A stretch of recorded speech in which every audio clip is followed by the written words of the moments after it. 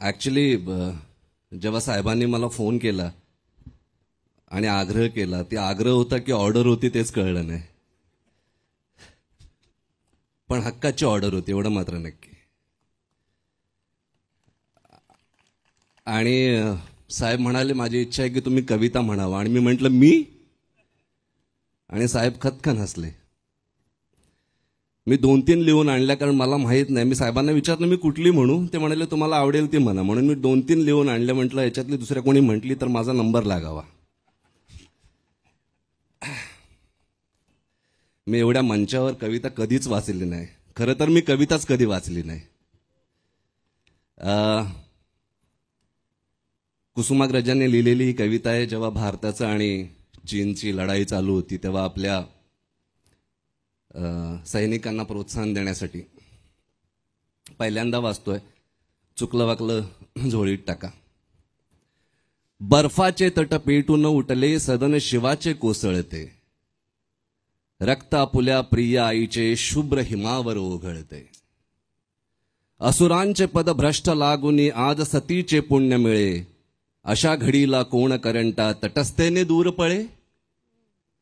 कृतांत ज्वाला त्वेषाची ना कोणाच्या हृदयात जळे, साम मंत्र तो सरे रणाची नौबत आता धडधडते, रणाची नौबत आता धडधडते.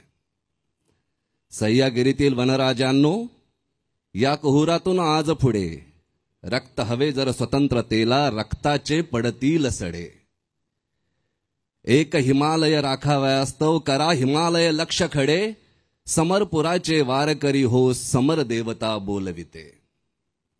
खडक काजळी घोटून तुमचे मनगट बाहू घडलेले, कडे कपारी मधील वणवे उरात तुमच्या दडलेले. काबूल कंदाहार पथावर डंके तुमचे झडलेले, शिवतेजाची दीपमाळ पाठीशी आपुल्या पाजळते. कोटी कोटी असतील शरीरे मनगट आमुचे एक असे, कोटी कोटी असतील शरीरे मनगट आमुचे एक असे.